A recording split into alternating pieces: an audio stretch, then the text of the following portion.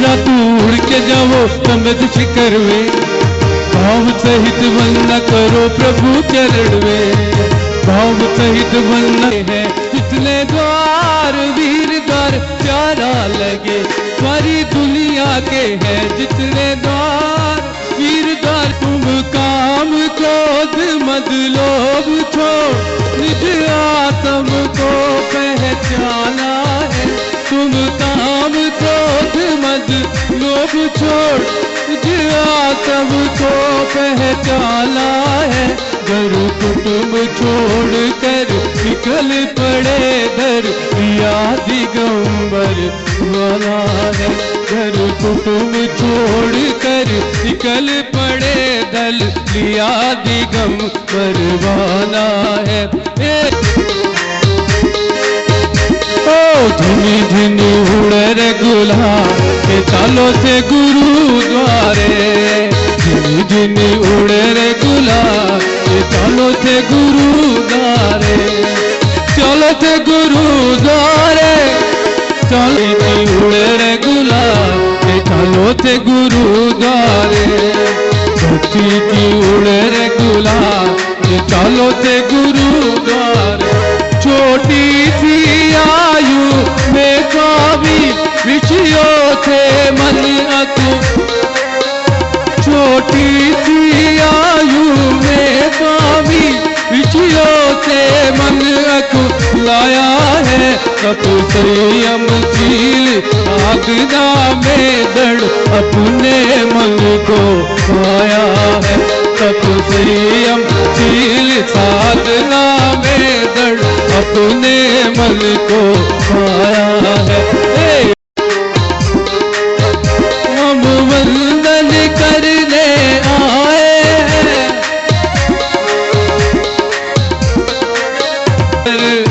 हे गुरुवर तेरे चरणों में हम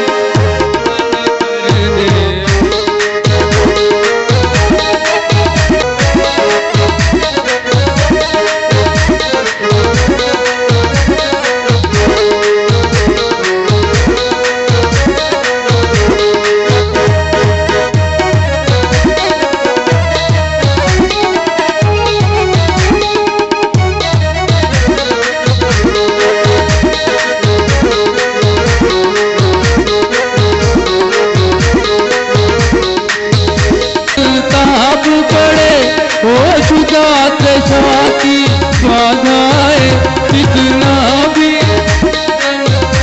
पड़े, ओ जुदा त्वचा की बाधाएं मन से सब सहते हो बाधाएं कितनी आ जाए। मन से सब बैरागी तो सर्वस त्यागी तुझे हम मिलके मनाएंगे। बैरागी तो सर्वस त्यागी तुझे हम मिलके मनाएंगे। तेरे अगनावे भक्ति भाव की, ओ भक्ति भाव की ज्योति जलाएंगे। बैरागी ओ सर्वस त्यागी तुझे हम मिलके मनाएंगे। नहीं ब्याह किया दरबार सजा तब ताके दीप जलाए, नहीं लाए हे महाव्रती सही जमुधारी चरणों में सेवक आए हैं। हे महाव्रती सही चरणों में सेवक आरग केसरिया, केसरिया केसरिया आज हमारो रंग केसरिया। पल केसरिया मन केसरिया, पल केसरिया मन केसरिया आज हमारो रंग केसरिया। रंग लाग्यो गुरु जी का को रंग लाग्यो, रंग लाग्यो गुरु जी का को, अरे लाग्यो लाग्यो लाग्यो लाग्यो लाग्यो लाग्यो रंग लाग्यो, रंग लाग्यो गुरु जी का को रंग लाग्यो।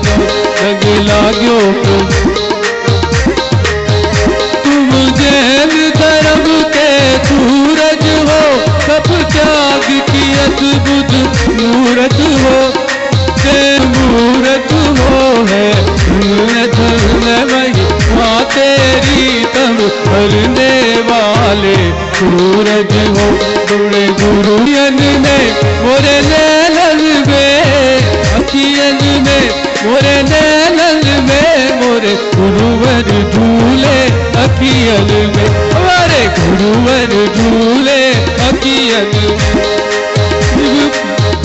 शिवपुर पथ के अनुगामी का अभिनंदन करने आए हैं गुरुवर तेरे चरणों में हम वंदन करने आए गुरुवर तेरे चरणों में हम वंदन करने आए हम वंदन करने आए हम वंदन करने आए बोले आचार्य श्री विराज सागर जी महाराज की। बंधु पूज्य आचार्य भगवान श्री योगिंदु देव प्राणी जगत के कल्याण के लिए अपनी अध्यात्म देशना का निरंतर रसपान कराते हैं और वे बतला रहे थे कि आत्मा का मन इस स्वभाव नहीं है, इंद्रियां आत्मा का स्वभाव नहीं है, ये वैभाविक दशा है और वैभाविक दशा है इस कारण से इसके अंदर में हीनाधिकताएं चलती रहती हैं और इनका सारा संबंध केवल शरीर के आधार पर हुआ करता है। इसलिए पूज्याचार्य ने कहा कि दोनों आत्मा का स्वभाव नहीं है, केवल ज्ञान आत्मा का स्वभाव है। इसी बात के लिए वे बतलाना चाहते हैं कि ऐसी आत्मा को हम कैसे समझ सकते हैं, कैसे जान सकते हैं, उसको जानने का तरीका क्या है। वो 32वीं गाथा में कहते हैं, भावे तणु भोये बिरात मणु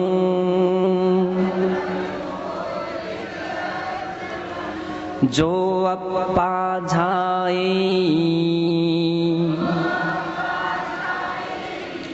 तासु गुरु की वे लड़ी संसारिणी तुही तुठे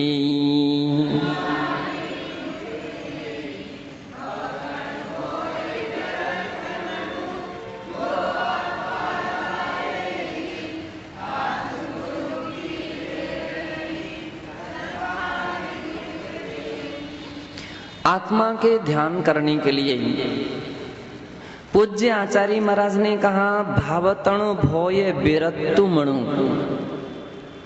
आपके लिए संसार, शरीर और भोगों से विरक्त होना होगा, एक आवश्यक शर्त है। और इसलिए है क्योंकि जब तक व्यक्ति का संसार, शरीर और भोगों में मन लगा है तब तक आत्मा का ध्यान नहीं हो सकता है। और आत्मा का ध्यान करने के लिए संसार, शरीर, भोगों से विरक्त होना आवश्यक है।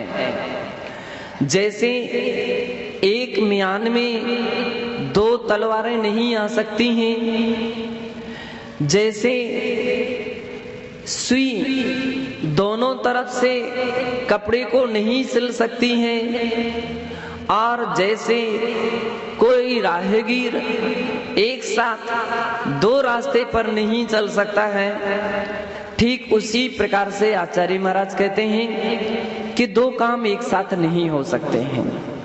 कि आप संसार, शरीर और भोगों में भी तल्लीन रहो और आत्मा का भी ध्यान करते रहो, ये 2 काम नहीं हो सकते हैं।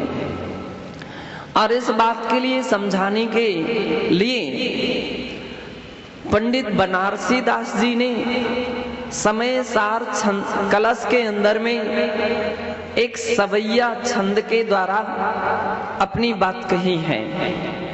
और वो लिखते हैं, 2 पथ पंथी चले न पंथा, दो मुख सुई सुई न कंथा, दोई काम ना होते सयाने, विषय भोग अरु मोक्ष पयानी।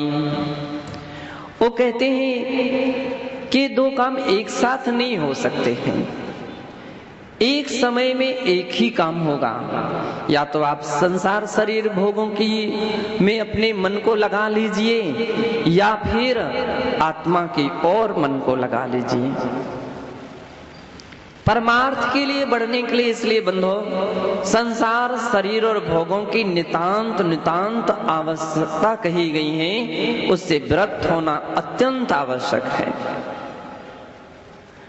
यहां तक कि परमार्थ का प्रारंभ भी इसके बिना नहीं हो सकता है। इसलिए आचार्य भगवान समंत्रभद्र महाराज ने अपने रत्न कर्णक श्रावकाचार के अंदर में जहां 11 प्रतिमाओं का वर्णन दिया है, वहां पहली ही प्रतिमा के स्वरूप में ऐसा कहा है कि सम्यक दर्शन शुद्धा संसार शरीर भोग निर्विन्ना, पंचगुरु चरण शरणयो हो दार्शनिक तत्पथ ग्रह्या। पहली प्रतिमा धारण करने वाला यानी देश व्रत को धारण करने वाला श्रावक जो है, उसके लिए भी कहा गया संसार शरीर भोग निर्विन्ना, संसार शरीर भोगों से व्रत होगे तब कहीं तुम्हारी पहली प्रतिमा हो सकती है। अब वृत्ति नहीं है तो पहली प्रतिमा नहीं हो सकती है। अब संसार से वृत्ति का अर्थ, संसार से वृत्ति का अर्थ है संसार को बढ़ाने वाले जितने भी कारण हैं उन कारणों से विरक्त होना। और संसार को बढ़ाने वाले मिथ्यात्व हैं, अविरति भाव है, प्रमाद है, कसाय है, योग है, इस संसार के कारण माने गए हैं। मिथ्यात्व के कारण व्यक्ति संसार में भ्रमण करता है, मिथ्यात्व के कारण व्यक्ति नाना प्रकार के कर्मों का सबसे अधिक आश्रय बंध करता है। बतलाते हैं कि मिथ्यात्व गुण स्थान में 5 प्रत्यय कर्म के आश्रय के माने गए हैं। प्रत्यय यानी हेतु कारण माने गए हैं। तो मिथ्यात्व भी है, अविरति भी है, प्रमाद भी है, कसाय भी और योग भी है। पहले गुण स्थानों में 5 हैं, लेकिन दूसरे गुण स्थान में 4 हैं। वहां मिथ्यात्व कम हो गया है। तीसरे गुण स्थान में भी 4 हैं और चौथे गुण स्थान में आश्रय के हेतु प्रत्यय रूप जो हैं वहां पर भी 4 हैं। दूसरा, तीसरा और चौथा, चारों गुण स्थानों में 4 हेतु माने गए, अविरति, प्रमाद, कसाय और योग। 5वें गुण स्थान में एक देश अविरति का कम हुई है, लेकिन एक देश है, इसलिए आचार्यों ने चारों हेतु माने गए हैं। लेकिन 5वें गुण स्थान, 6ठे गुण स्थान में अविरति का पूरा अभाव हो जाता है। तो यहाँ मिथ्यात्व का भी अभाव है और अविरति का भी अभाव है। इसलिए मात्र कितने हेतु रह गए? 3 हेतु रह गए, प्रमाद, कसाय और योग। मिथ्यात्व और अविरति 2 टूट गए हैं, 2 का अभाव हो गया है। 2 विषयक जो आश्रय हो रहे थे वो अब समाप्त हो गए हैं। मुनिराज के लिए मात्र 3 प्रकार के प्रत्यय आश्रय के हेतु माने गए हैं। और बंधो, वे ही मुनि महाराज जब 7वें गुण स्थान को प्राप्त होते हैं, क्योंकि मुनियों के अंदर में प्रति क्षण तो नहीं कहेंगे, अंतर मुहूर्त के अंतर में गुणस्थान परिवर्तन नियम से होता है। क्योंकि छठे गुणस्थान का काल एक अंतर मुहूर्त है और जितना काल छठे गुणस्थान का है उससे आधा समय सातवें गुणस्थान का है।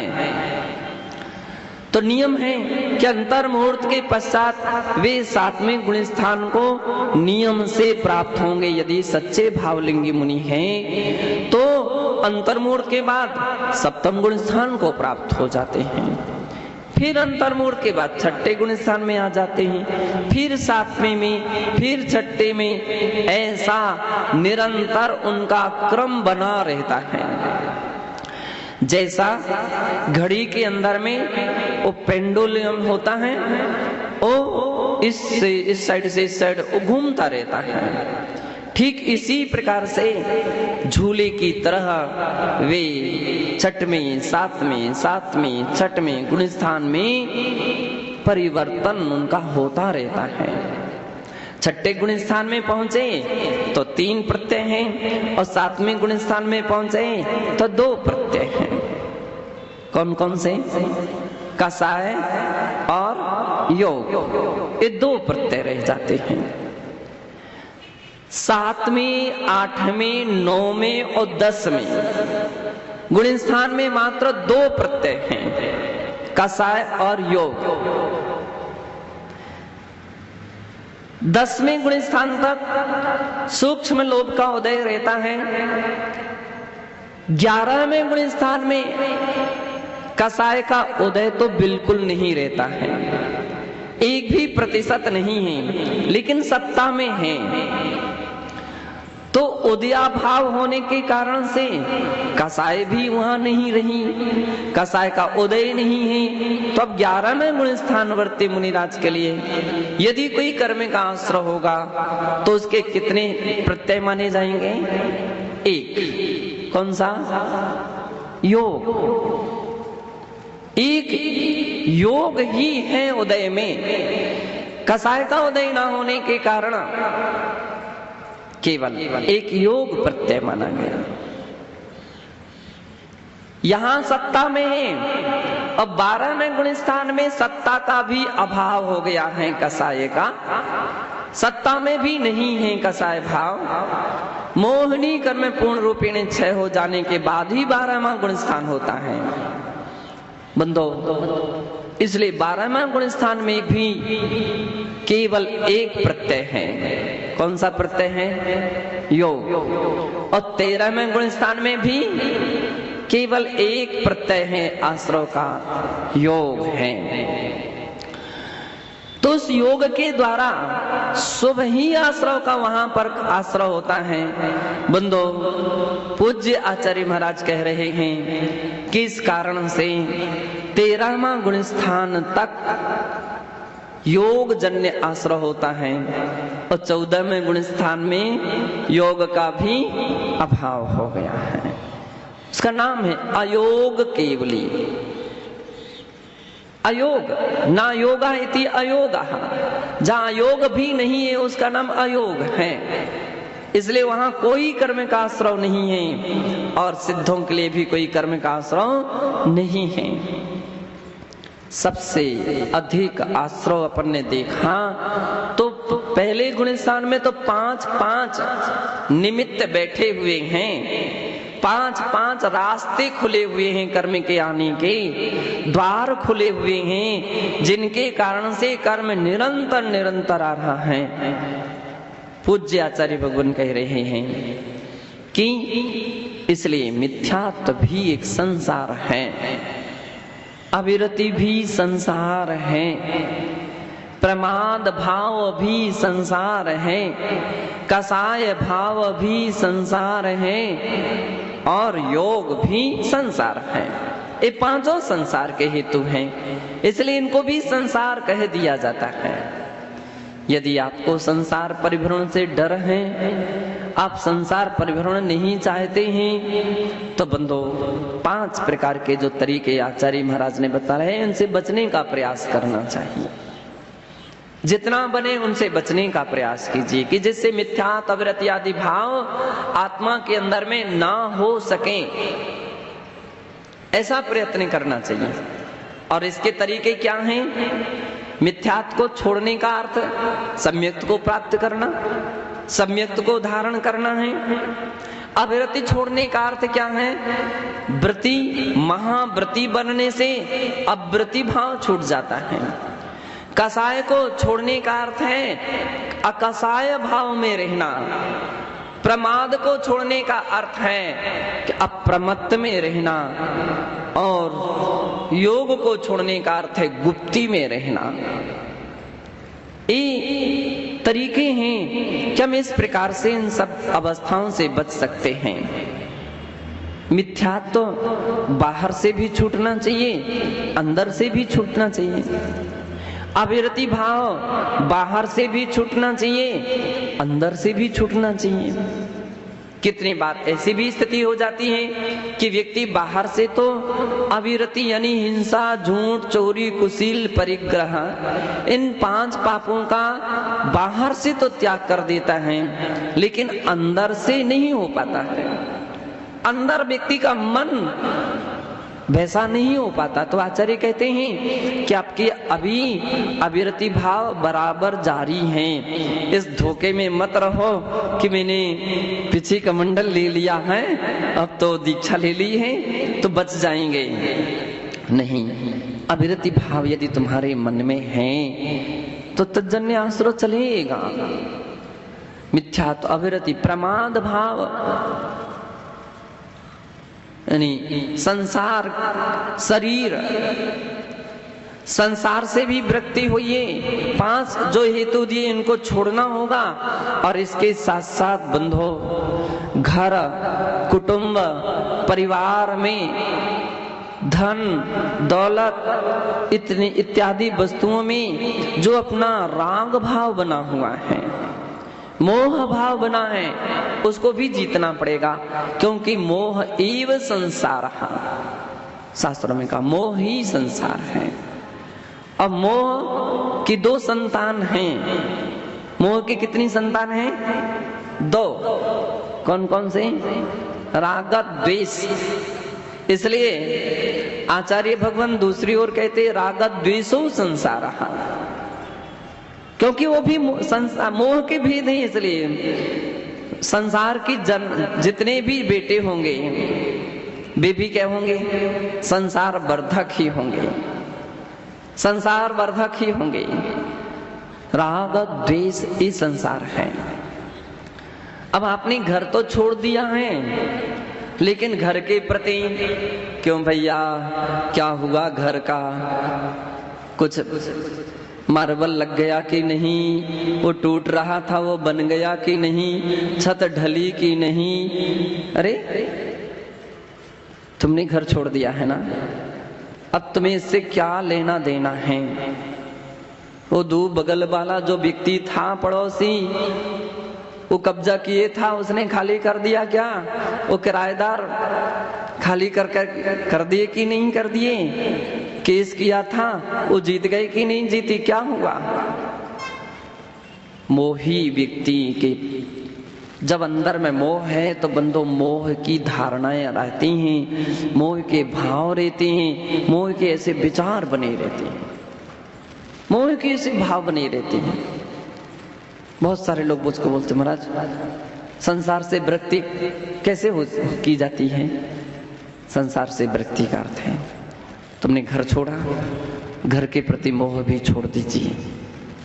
अब कभी याद नहीं करना, उसका नाम भी नहीं लेना, और कोई वहां की बातें सुनाने लग जाए तो कान बंद कर लेना।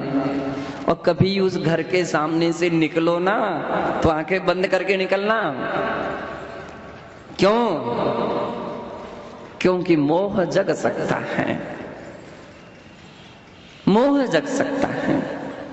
दूसरे के मकान पर दृष्टि पहुंच जाए उतना मोह नहीं जगेगा, लेकिन अपने जो गृहस्थ पहले रहे हुए जिसमें हो उसमें जल्दी मोह जग सकता है, उसमें जल्दी, क्योंकि उसमें आपके संस्कार रहे हैं। इसलिए आचार्य कहते हैं कि घर छोड़ना, लेकिन अंदर में बना हुआ घर भी छोड़ देना। जो अंदर मन में बना रहता है, मन में जिसके संस्कार बने रहते हैं, उसको छोड़ना होगा। घर, और अब घर का अर्थ क्या है? केवल ईंट चूने का बना हुआ घर नहीं होता है। घर यानी घर वाली पत्नी को घर कहा जाता है।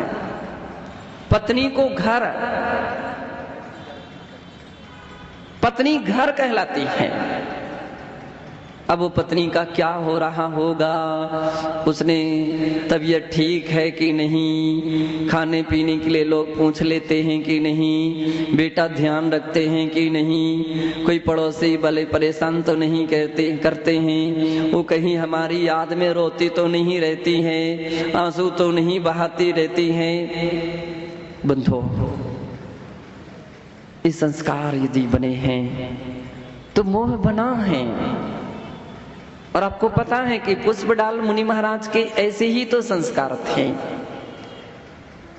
ऐसे ही संस्कार थे। और वो 12 साल तक पत्नी का ऐसा ही विचार करते रहते थे, सोचते रहते थे। और क्या क्या सोचते थे, इत्यादि प्रकार के इसी प्रकार सी बातें सोचते रहते थे। तो आचार्य कहते थे, वे द्रव्य से तो मुनि थे, लेकिन भाव से मुनि नहीं थे। जब उनके लिए बारिसेन मुनिराज ने अपनी गृहस्थिक पत्नियों का परिचय कराया और कहा कि यदि तुम्हारा ध्यान पत्नी में ही है तो फिर इन सारी स्त्रियां आपकी हैं, इनको ग्रहण कर लीजिए। बंधु, इतना देखते ही पुष्पडाल के लिए वैराग हो गया। धन्य है बारिसेन आपके लिए कि आपकी एक ऐसी सुंदर रानियां रही हैं, इतनी सुंदर रानियां रही हैं, फिर भी कभी भी मुख मोड़ करके उन्हें नहीं देखा, फिर भी कभी उनका मन में कभी भी स्मरण नहीं लाए, कभी भी चर्चा में एक भी शब्द हमने ऐसा सुना नहीं कि आपने उनके विषय में कोई बात कही हो।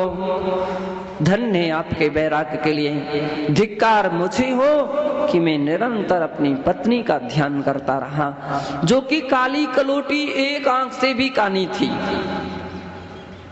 बंधु, बारिसेन ने पुष्पडाल का स्थितीकरण किया था और पुष्पडाल संभल गए और उनका मोह टूट गया था।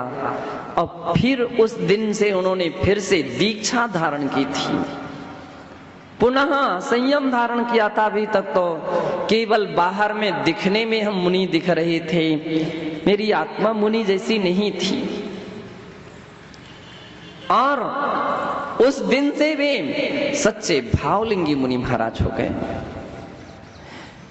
सच्चे भावलिंगी मुनि महाराज हो गए। आचार्य भगवान कहते हैं इसका नाम है संसार से विरक्ति, पत्नी से विरक्ति। और पत्नी का अर्थ है केवल पत्नी से ही नहीं, पति से भी विरक्ति होना चाहिए, पति से भी विरक्ति होना चाहिए। बार बार आपका ध्यान पहुंच जाता है, बार बार दृष्टिकोण पहुंच जाती है, तो पुरुष की अपेक्षा से पत्नी से विरक्ति और स्त्री की अपेक्षा से कथन करोगे तो पुरुष से विरक्ति। सीता जी ने जब दीक्षा ले ली थी, आर्यिका दीक्षा ले ली थी, तो बंधो रामचंद्र जी उनकी स्तुति करते रह गए, लेकिन सीता जी ने आंखें खोल करके भी नहीं देखा था।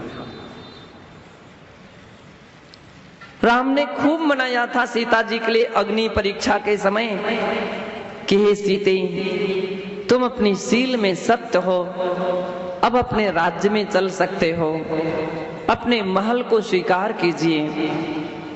सीता जी ने कहा कि मैंने देख लिया संसार, अब मुझे इस संसार में नहीं रहना है, इस संसार में नहीं घूमना है, इस संसार में अब नहीं भटकना है। केवल मोह ही तो संसार में भटका रहा है। और यदि आप भी समझ रहे हैं तो इस मोह को छोड़ दीजिए। जब तक मोह रहेगा तब तक जीव का कल्याण नहीं हो सकेगा। बंधु, सीता जी के ऐसे वचन पढ़िए आप पद्म पुराण को। एक बैरागी के वचन है,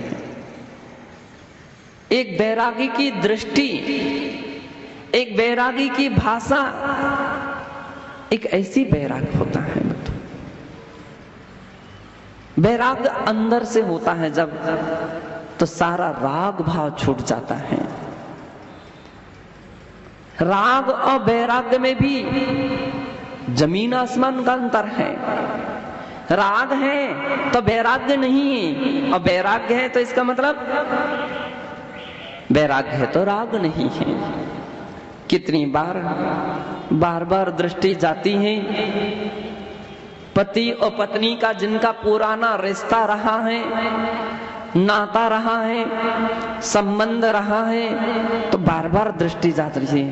उनका क्या हो रहा है, उनका तबीयत कैसी है, आहार कैसा हुआ, अमुक कैसे है। क्यों भाई, अब तो आपने छोड़ दिया है, फिर ये चिंता आप क्यों करते हैं? सब छोड़ दीजिए, भूल जाइए। परम पूज्य गुरुदेव आचार्य श्री विमल सागर जी महाराज, आचार्य श्री सन्मति सागर जी महाराज कभी जोड़े को दीक्षा देते थे।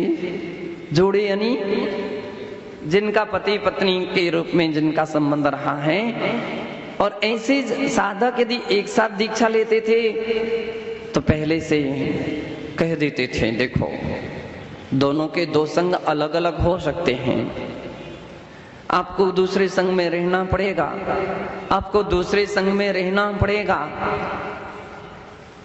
आप ऐसा मत समझ लेना कि विकारी भावना की दृष्टि से हम मना कर रहे, नहीं, हमारा मन इतना छोटा नहीं है कि हम इतना छोटी सोच रखें, इतनी गलत सोच रखें। हाँ, नहीं, गलत सोच नहीं रख रहे हैं, लेकिन भाव विकृत तो नहीं, लेकिन रागजन्य भाव तो हो सकते हैं कि एक की पीड़ा में दूसरा पीड़ित ना होने लग जाए, दूसरी की पीड़ा में वो दूसरा पीड़ित ना होने लग जाए। कहीं महाराज की पीड़ा में माता जी पीड़ित ना हो, और माता जी की पीड़ा में कहीं महाराज पीड़ित ना होने लग जाए, नहीं तो धर्म अध्ययन नहीं हो सकेगा। बंधु, इतना पका लेते थे, इतना वचन से बांध देते थे, वचनबद्ध कर देते थे, और फिर कहते थे अब कोई दिक्कत नहीं है, अभी रहिए।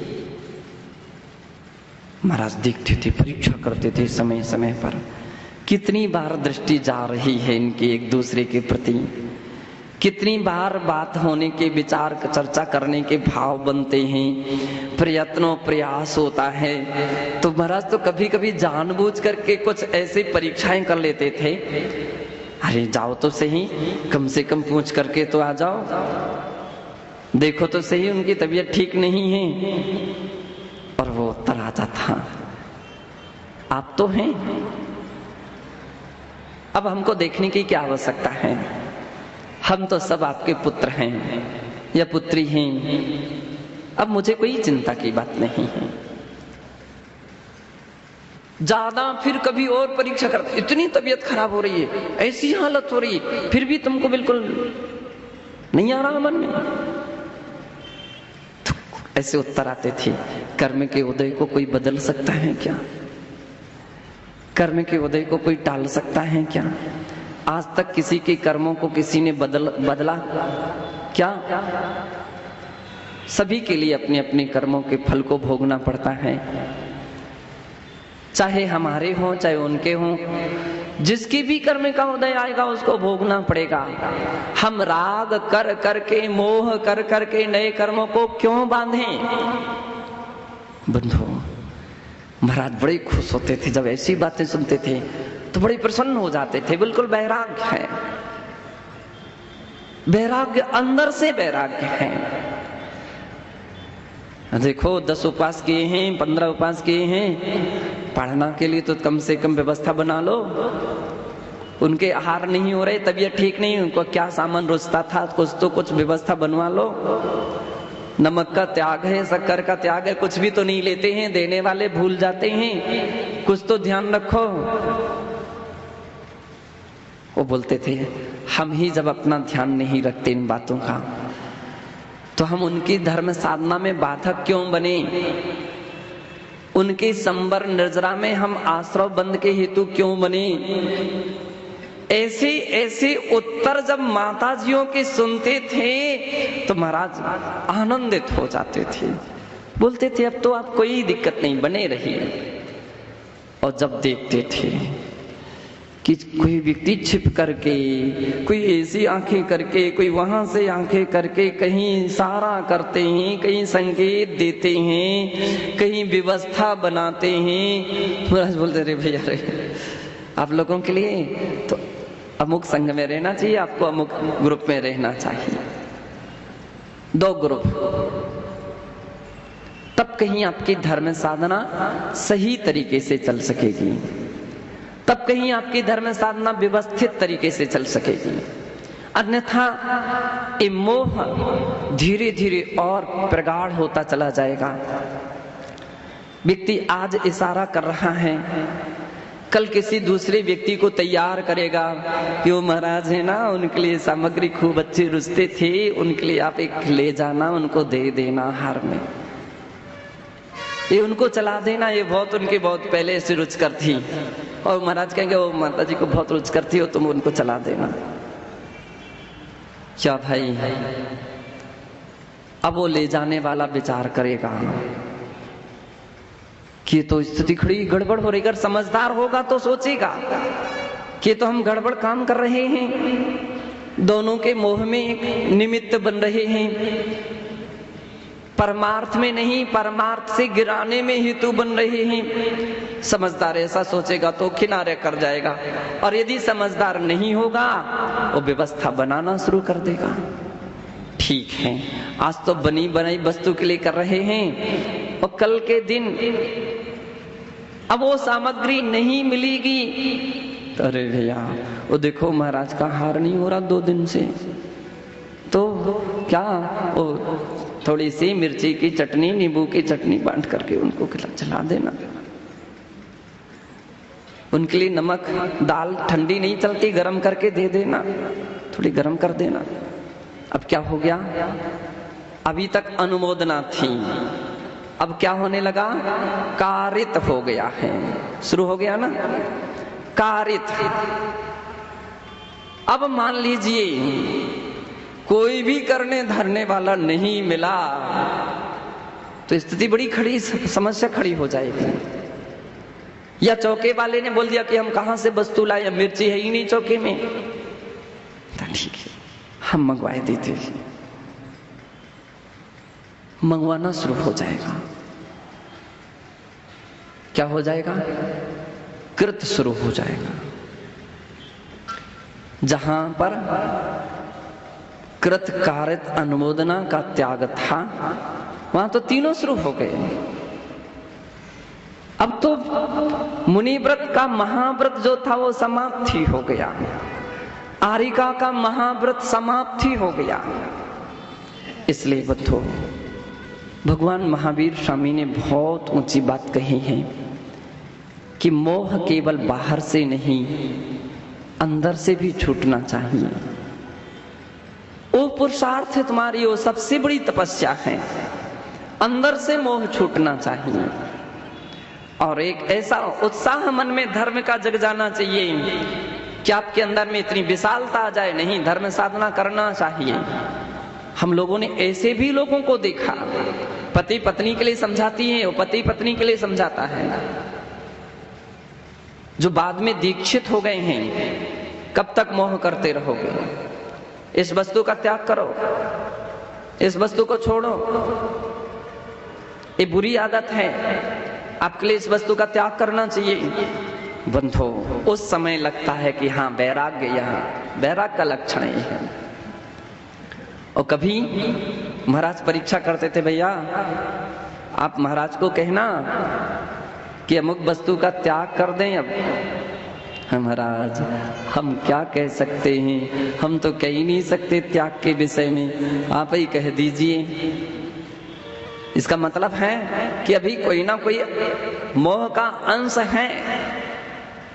और जब वो माता जी बोलती हाँ हाँ मैं कहूंगी महाराज, मैं कहूंगा, मैं कहूंगी, और छोड़ो महाराज ये आसक्तियों को छोड़ दो, अब आपकी काफी उम्र हो गई है, कुछ उपास कीजिए, अमुक वस्तु का त्याग कर दीजिए, एकादश का तो त्याग कर दीजिए। वैराग्य झलकता है कि वैरागी व्यक्ति इतना साहस कर सकता है। कभी महाराज से कहें माता जी के लिए त्याग कराओ, हम नहीं करा सकते, आप ही त्याग कराओ, हमारी मानेंगे नहीं, हमारी सुनेंगे नहीं। अरे तुम कहो तो सही, तुम अपने वैराग्य का परिचय तो दीजिए। राग है तो साहस नहीं होगा, और राग नहीं है तो साहस बनेगा। हाँ छोड़ दीजिए इस वस्तु को। बंधो, वैराग्य की परीक्षाएं गुरुजन निरंतर इस प्रकार से लेते हैं। अब कितने संबंध होते हैं, केवल पति पत्नी के नहीं, पिता पुत्र के भी हो सकते हैं, माँ और बेटी के भी हो सकते हैं। अब कितनी बार राग है ना, मोह है तो पेन, हमको पेन दे दीजिए भाई, क्या आप लिखते हो क्या? अब लिखते मिखते तो नहीं, लेकिन पेन के लिए हाँ जरूर कर लेते हैं। हाँ अच्छा ले लीजिए, दे दिया। अब वो धीरे से देखिए, अब उस पेन पर ध्यान रखते हैं गुरुजन, ये पेन कहाँ पहुंचने वाला है, ये कहाँ पहुंचने का। पेन के पैर हो जाते हैं, उसके अंदर में उत्पत्ति हो जाती है, और धीरे से वो बेटा बेटी के पास पहुंच जाता है। बेटा बेटी के पास पहुंच गया है, इसका मतलब है कि मोह ने पेन के पैर उत्पन्न कर दिए, वो पहुंचा है, ये पहुंच रहा है। और भी सामग्रियां, एक तो गुरुजन अपने हाथ से देते हैं, वो तो सौभाग्य उसका मान लो, और एक छिप करके और आगे पीछे से जो सामग्रियां पहुंचती हैं। पुस्तक आप पढ़ते तो नहीं हो, लेकिन पुस्तक जरूर ले लेते हो। क्यों लेते हो? वो तरीका हो जाता है, इस प्रकार से पहुंचती हैं। आचार्य भगवान, बहुत हमारे आचार्य भगवान इतने दूरदृष्टा थे, वो हर व्यक्ति की नस नस और रोम रोम समझते थे, और कहते थे कि भैया वह कौन सी बात अनजानी है, शिष्य की कौन सी बात अनजानी है, सागर को मालूम है बूंद में कितना पानी है। शिष्य की कौन सी बात अनजानी है, याद कर लेना। शिष्य की कौन सी बात गुरु से अनजानी है, सागर को पता है कि बूंद में कितना पानी है। अच्छी अच्छी बातें कुछ कुछ रहती हैं। गुरुजन हर शिष्यों का ध्यान रखते हैं, पूरा ज्ञान रखते हैं। हम लोगों के लिए तो बहुत सारे लोगों ने जानकारी दी कि महाराज आपको अपने शिष्यों का ध्यान रखना चाहिए। एक बार किसी व्यक्ति ने आकर के मुझसे पूछ लिया कि आपके संघ में कितने महाराज, कितनी माता जी हैं, कितने इलक जी, कितने छुल्लक जी हैं। तो मैंने तुरंत एक महाराज को बुलाया, मैंने सुनो बतलाओ कितने महाराज कितनी माता जी हैं। तो हंसने लगे मुझे देख करके। मैंने क्यों हंसते हो? बोले आप गुरु हैं ना। मैंने कहा हाँ। तो आपको अपने शिष्यों का पता नहीं है क्या? मैंने कहा कि गिनती लगा करके थोड़ी बैठते हैं। बोले बिना गिनती के फिर आप ध्यान कैसे रख सकते? मैंने कहा रख लेता हूं। एक बार एक और सज्जन आए थे, उन्होंने किसी शिष्य के विषय में परिचय पूछा। उनके विषय में जब परिचय पूछा तो मैंने, तब तक हमारे संघ में परिचय लिखने की परंपरा नहीं थी। अब उन्होंने पूछा अमुक महाराज अमुक गांव के हैं क्या? मैंने उनसे जाकर के पूछूं, मुझे क्या मालूम, दीक्षा आपने दी है ना, इसलिए मैं आपसे पूछ रहा हूं। वो अमुक के पुत्र हैं क्या? अरे मैंने कहा भाई ठीक ठीक ठीक। बोले आपको नहीं मालूम तो किसको? मैंने कहा आगे से सबका परिचय और रखेंगे। बोले आपके पास तो होना ही चाहिए, किसी के पास हो या ना हो लेकिन आपके पास होना चाहिए। बंदो, कहने का तात्पर्य ये है कि केवल इतना ही परिचय गुरुजन शिष्यों का नहीं रखते हैं, जीवन परिचय ही पास में नहीं रखते हैं, उसके अंदर और बाहर का भी परिचय रखते हैं। उसके अंदर बाहर का भी परिचय रखते हैं कि अमुक शिष्य कैसा है।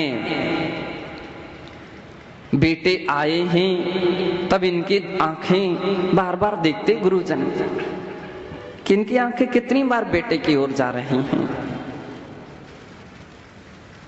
यदि साधु यानी पिता गुरु हैं, पिता साधु हैं और बेटा श्रावक है तो पिता की दृष्टि को बार बार देखेंगे, कितनी बार इनकी दृष्टि जा रही है, कितनी इनको खुशी हो रही है।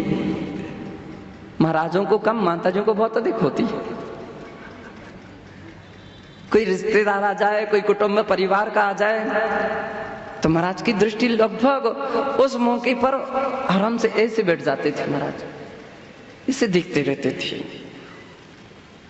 रहते थे कि भाई कितनी बार दृष्टि पहुंच रही है, इनको कितनी खुशी हो रही है और कितनी चिंता हो रही है कि इनके ठहरने की व्यवस्था कहीं है कि नहीं है, कितनी इनकी भोजन की व्यवस्था के विषय में इनको चिंता हो रही है ना। महाराज ने कहा बस इसी का नाम है राग और इसी का है नाम संसार है। इसको क्या समझो? संसार, ये संसार है। आपकी दृष्टि बार बार पहुंच रही है, आपको चिंता हो रही है, आपको विकल्प हो रहे हैं और कदाचित वे तो कभी और दूसरे तरीके से बोल जाते थे। वो गृहस्थियों से बोलते थे, देखो तुम्हारे पिताजी हैं, तुमने 2 मिनट बैठ नहीं सकते उनके पास, इतनी दूर से आए हो और यहाँ वहाँ बैठ करके समय गुजार दिया, थोड़े 2 मिनट तो कम से कम अपने महाराज के पास बैठ जाओ, अपनी माताजी के पास चले जाओ, 2 मिनट तो बैठो। हाँ महाराज ठीक है, जैसी आपकी आज्ञा हो। और उनको भेजते थे, जाओ वो वहाँ बैठे, उनकी अभी सामायिक चल रही है, थोड़ी देर के बाद पूरी हो जाएगी, बैठ जाना वहीं जा करके। अब उनकी सामायिक में कितनी बार आंखें खुल रही हैं। महाराज देखते थे कि इनकी आंखें कितनी बार खुल रही हैं और कितनी बार इनके संकेत सारे संभव हो रहे हैं। बंधो, पूज्य आचार्य कहते थे यदि कहीं ऐसा कुछ पाते थे तो बोलते थे संसार शरीर भोग निर्विन्ना पहली प्रतिमा का लक्षण है। अब ये लक्षण तुम्हारे अंदर घट रहा है क्या? यदि नहीं घट रहा है तो अभी तुम पहली प्रतिमाधारी भी नहीं हो। फिर महाराज सीधी सीधी सुनाते थे, अभी तुम पहली प्रतिमाधारी यानी 5वें गुण स्थान बढ़ते भी नहीं हो, अविरत सम्यक दृष्टि हो, गृहस्थी की तरह हो, गृहस्थी की तरह। और कुंद आचार्य की जब अष्टपाहट को खोल करके देखते हैं तो कुंद आचार्य कहते हैं ना तो साधु और न वो श्रावक, वो दोनों की कोटि में नहीं है, दोनों की कोटि में नहीं है। साधु इसलिए नहीं है क्योंकि साधना जैसा मन नहीं है उसका, और श्रावक इसलिए नहीं है कि श्रावक का धर्म का भी पालन नहीं कर रहा, देव पूजा गुरु उपासना जो करना चाहिए वो भी नहीं है, तो दोनों धर्म से रहित हैं। यत्थु न तत्थु, ऐसा आचार्य योगिंदु देव कहेंगे, न वो यहाँ का है और न वहां का है। सोचो, आप कह देते हैं थोड़ा सा देख लिया सो क्या बिगड़ गया हमारा, किसी का क्या चला गया, क्यों भी देखते रहते हैं, हमने थोड़ी सी 2 बातें कर लिया तो कौन सा बुरा काम कर लिया, और हमने कोई पेन दे दिया सो कौन सी धन दौलत दे दी। बात तो आपकी बड़ी हिसाब की आती है और ऐसा लगता है कि हाँ चला गया तो क्या चला गया, बोल लिया तो क्या बोल लिया, देख लिया तो क्या देख लिया, और भी कोई तो लगता तो ऐसा हाँ कुछ खास तो कुछ नहीं है। लेकिन जब अंदर में परमार्थ में झांक करके देखते हैं, व्यवहार में देखो तो कुछ नहीं है, हाँ इतना सादा कोई कौन सी बड़ी बात है, लेकिन जब अंदर में देखते हैं झांक करके तो बहुत कुछ चला गया भैया। तुम्हारा सारे गुणस्थान चेंज हो गए। जैसे थर्मामीटर के अंदर में पारा जो रहता है ऊपर नीचे होता रहता है, वैसे भावों के पारे गुणस्थानों में डिग्री, जैसे पारे के कारण से डिग्री माप होती हैं, भावों के कारण से गुणस्थानों का माप हो जाता है। सब गुणस्थान तुम्हारे चेंज हो रहे हैं। क्या तुम सोच रहे हो? कितनी नीचे आ गए हो तुम। और नीचे आना आसान होता है, ऊंचे चढ़ना कठिन होता है। पानी को छत से नीचे लाने में टिल्लू पंप नहीं लगाया जाता है, मोटर नहीं लगाई जाती है, लेकिन नीचे से ऊपर ले जाने में, नीचे से जब पानी को ऊपर चढ़ाते हैं नली के द्वारा, तो फिर उसके अंदर कोई पावर की टिल्लू पंप लगाने पड़ते हैं या वो मोटर वगैरह लगानी पड़ती हैं, तब कहीं वो पानी ऊपर जाता है। भावों को गिरने में कहीं देरी नहीं लगती है बंधो। मोह को जगाने में देरी नहीं, लेकिन मोह को तोड़ने में बड़ी देरी लगती है। मोह को तोड़ने में तपस्या करनी पड़ती है, बहुत बहुत तपस्या करनी पड़ती है। और उसको तो हम बरसों से गिन ही नहीं सकते हैं कि कितने साल लगेंगे। कोई भी मोह टूटने का कोई गारंटी है क्या? कोई तरीका है क्या कि किस व्यक्ति का एक दिन में छूटेगा, कि 6 महीने में छूटेगा, कि साल भर में छूटेगा, कि 2 साल में छूटेगा, कि 10 साल में छूटेगा, 12 साल में? कोई गारंटी नहीं है। एक क्षण में भी छूट सकता है और 100 साल में भी नहीं छूट सकता है। एक क्षण में भी छूट सकता है और 100 साल में भी नहीं छूट सकता है। अभी तो साधक के ऊपर निर्भर है कि भरत चक्रवर्ती के लिए घर में भी बैरागी रहे और पुष्पलाल बैरागी भी घर में जैसे रहे। तो ये तो आपके ऊपर निर्भर है। और यहाँ 12 साल तक मोह नहीं छूटा, और जब बैराग हुआ तो एक ही क्षण में उनका मोह छूट गया। ये साधक की तपस्या के ऊपर निर्भर है। और केवल उपवास की तपस्या नहीं, मोह को जीतने की जो तपस्या रहती है, जो ज्ञान की धारा रहती है, जो विवेक होता, उसकी तपस्या है। कि आप कितने बैरागी हो गए हैं, कितने बैरागी हुए हैं बंधो। अभी तो उदाहरण हमने 2 के दिए हैं, बाकी आप और रिश्तेदार, कुटुंब, परिवार, पड़ोसी, बहुत सारे लोग हो सकते हैं। उसके विषय में आपको जानना चाहिए, लेकिन पुरुषार्थ करते रहना चाहिए। कैसे हम अपने मोह को जीतें, कैसे जीतें? इसका नाम है संसार से विरक्ति। संसार के बाद शरीर शब्द आता है ना। क्या शब्द आता है? शरीर। लोग बोलते हैं अब बतलाव से बड़ी तपस्या हो रही है, शरीर से भी विरक्ति। हाँ, मोक्ष मार्ग पर बढ़ना है तो शरीर से भी वैरागी होना पड़ेगा। पहली प्रतिमा भी धारण करना है तो शरीर से वैरागी होना पड़ेगा। शरीर से वैरागी, शरीर से वैरागी। आपका एक ही दिन सिर दर्द करने लग जाए तो तुरंत ही औषधियां याद आने लगती हैं, लेकिन संतों को कभी नहीं आती हैं। वे कभी विक्स से नहीं मांगते हैं, कभी भी झंडू बाम की बात नहीं करते हैं। कब? शरीर से वैराग है तब। और वैराग्य नहीं है तो 1 घंटे में भर भी बहुत बहुत सिर दर्द कर रहा हूं, झंडू बाम, विक्स या और भी अमृतांजन, पेन बाम, कितनी प्रकार की सिर दर्द की दवाइयां रहती हैं। ये सेंसर चाहिए, वो चाहिए, अमुक वस्तु चाहिए। भैया कुछ तो परिचय दो शरीर से विरक्ति का, कुछ परिचय दो। और कुछ जैसे के तैसे मिल गए लोग, ये हमें हमारे यहां से चला ना जाए, हम अकेले रह जाएंगे, ये हमको कल से जवाब ना देने लग जाए। अब मोह को पोषना है तो कल्याण ना उसका हो पाएगा ना आपका हो पाएगा। पूज्य आचार्य भगवान कहते थे छोटे मोटे रोग बीमारी के लिए तुरंत के तुरंत डॉक्टर वैद्य और दवाइयां नहीं होना चाहिए, कम से कम 3 दिन। कभी भी परवाह नहीं करते थे महाराज, 3 दिन तक तो पूछते भी नहीं थे।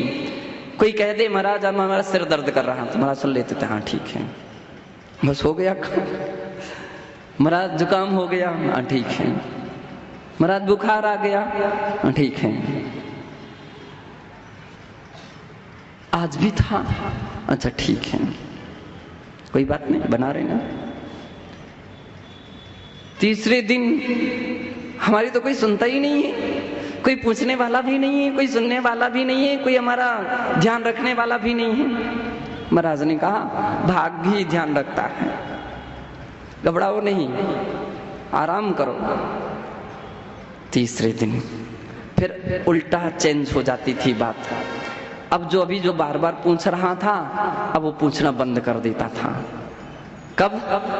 3 दिन के बाद 1 बार कह दिया, 2 बार कह दिया, 3 बार कह दिया, महाराज तो सुनते ही नहीं। अब हमने कहना ही बंद कर दिया, और कहना बंद कर दिया है तो महाराज का पूछना शुरू हो जाता था। उल्टे तरीके हैं, तुम कहते हो ना इसलिए गुरु सुनते नहीं हैं, और कहना बंद कर दो महाराज को सबसे अधिक चिंता शुरू हो जाती है। फिर महाराज पूछते क्यों भाई? वो अमुक महाराज का स्वास्थ्य ठीक नहीं था, उनको बुखार था, उनके लिए जुकाम थी, उनके लिए खांसी थी, क्या है? सुनो यहाँ आओ मुकेश भैया जी, तुरंत पुकारते हैं वैद्य जी को लाओ, डॉक्टर जी को लाओ। वो अमुक व्यक्ति के लिए, महाराज के लिए स्वास्थ्य ठीक नहीं है, 3 दिन हो गए, अभी तुमने सुना नहीं ना? देखो हमने सुबह बोला था, अभी तक नहीं लाया, जल्दी लाना, बाद में अन्य काम करना, पहले ये काम करना है। अब सारी चिंता किसको खड़ी हो गई है? महाराज को। और जिनको है वो बिल्कुल सुनते, महाराज को मानते ही नहीं, महाराज बिल्कुल नहीं सुनते हैं। अब उनकी गाथा तो एक चलेगी, और महाराज की कर्म दवाई पहुंच रही कि नहीं, पहुंची कि नहीं पहुंची, वो रखी रह गई चौके में, टेबल पर रखी रह गई, चौकी पर रखी रह गई, और जिसके हाथ में दी थी उसके कपड़े में बंधी रह गई, वो भूल गया। चेंज करो उस व्यक्ति को, जो भूल जाता है, जो ध्यान नहीं रखता, उसको दवाई व्यवस्था बनाने में नहीं रखना चाहिए, औषधि व्यवस्था उसके हाथ में सौंपना चाहिए जो पूरा ध्यान रखे, अपने हाथ से चला करके आए, उसको ले जाओ। बंधु, ये गुरु की गुरुता होती है। और कुछ नहीं ध्यान रख रहे हैं तो त्यागी वृत्ति और वो भी भूल रहे हैं तो महाराज को भेजते हैं, जाओ आप उनकी इस प्रकार की औषधि व्यवस्था ध्यान रखो। बंधो, कहने का तात्पर्य है ये सब कब होता है? जब वैराग्य होता है। वैराग्य और राग में बहुत बड़ा अंतर है। राग है तो वैराग्य नहीं हो, वैराग्य है तो राग नहीं है। राग है तो वैरागी दूर है, महाराज बिल्कुल वैसे सिर करके बैठे रहते हैं, सुनते भी नहीं, देखते भी नहीं, पूछते भी नहीं। अब वैराग्य है तो बंधो महाराज का ध्यान पूरा का पूरा शुरू हो जाता है। पूज्य आचार्य भगवान कहते हैं शरीर से भी वैराग्य धारण कीजिए, शरीर से वृत्ति धारण कीजिए। हमको ठंडी नहीं लगती, अच्छी सामग्री, दाल ठंडी रहती है, हम गरम कर लेते हैं, और नाश्ते के लिए तो तली हुई मूंगफली चाहिए, और अमुक सामग्री चाहिए, हलवा चाहिए, पूड़ी चाहिए, पराठा चाहिए। ये ठंडा है, इसको गरम कर दीजिए। क्या तुमने अभी वृत्ति कहलाने के लायक हो? क्या वृत्ति कहलाने के लायक नहीं हो? अंटी अंटी अंटी अंटी कह कह करके तुमने तो सारा अपना संयम को तिलांजलि दे दी। क्या बनाया, क्या बनाया आज आपने, क्या बनाया? अच्छा, ये तो वस्तु हमको बहुत अच्छी लगती है। अब अंटी तो अब सुन रही है कि अच्छी लगती, तो ठीक है भैया जी, आप ले जाना अपने साथ, ले जो, ले लो, हम भेज देते हैं। ये तरीके हैं। कितने लोग ऐसे रहते हैं, चौके में घुस करके अपना सामान अपने हिसाब से लगा लगू करके फुर्सत। शरीर से वृत्ति होना चाहिए, तब कहीं वृत्ति कहलाने के अधिकारी होगे। और ये वृत्ति नहीं है व्रती कहला नहीं सकते हो। फिर महाव्रती की तो बात ही अलग है। हमको क्या अच्छी लगती है इस बात को भूल जाओ। अब एक कहो कौन से पाठ आपको अच्छे लगते हैं, अब एक कहो कौन से रस का त्याग आपको अच्छा लगता है, अब एक कहो कितने अधिक और सामायिक करना अच्छा लगता है, अब ये कहो कितनी और अधिक जापें देना अच्छी लगती हैं। साधना के पथ पर आने पर, मोक्ष मार्ग पर आने पर पूरी की पूरी धाराएं चेंज हो जाती हैं। अभी तक गृहस्थिक अवस्था में गुलाब जामुन अच्छा लगता है, जलेबी अच्छी लगती है, बालूशाही अच्छी लगती है, बाटी और दाल और चूरमा ये सब अच्छे लगते हैं, पूरी पराठे अच्छे लगते थे। लेकिन अब पूछिए उनसे तुमको क्या अच्छा लगता है, तो ये तो कहते हैं मुझे भगवान की पूजा अच्छी लगती है, मुझे भगवान की स्तुति वंदना अच्छी लगती है, मुझे तो जाप करना अच्छा लगता है, मुझे ध्यान करना अच्छा लगता है, मुझे तो सेवा करना अच्छी लगती है और त्याग करना मुझे अच्छा लगता है, संयम का पालन करना अच्छा लगता। बंधो क्यों? अरे आप कल कुछ बोल रहे थे, आज ऐसे अपना परिवर्तन कैसे आ गया? कल हम व्रती नहीं थे और आज व्रती बन गए हैं, इसलिए जमीन आसमान का अंतर हो गया है। ये है परिवर्तन, और इसके लिए कहा जाता हृदय परिवर्तन, इसके लिए कहा जाता मनः परिवर्तन, इसके लिए कहा जाता आत्म परिवर्तन, जहां पर व्यक्ति की दिशा चेंज हो गई है। शास्त्र की भाषा में द्विज संज्ञा कहां से प्रारंभ होती है? वृत्ति से द्विज संज्ञा प्रारंभ हो जाती है। द्विज का अर्थ क्या है? द्विज किसे कहते हैं? द्विज का अर्थ दूसरा जन्म, दूसरा जन्म। अभी तक तो गृहस्थी का जन्म था, शरीर का जन्म था, अब धर्म का जन्म हो गया है। विनय भैया, अब धर्म का जन्म हो गया है, इसलिए आनंद किसका आ रहा है? धर्म का आनंद आ रहा है। और जब तक धर्म का जन्म नहीं हुआ था तब तक किसका आनंद आ रहा था? चिरंजी का।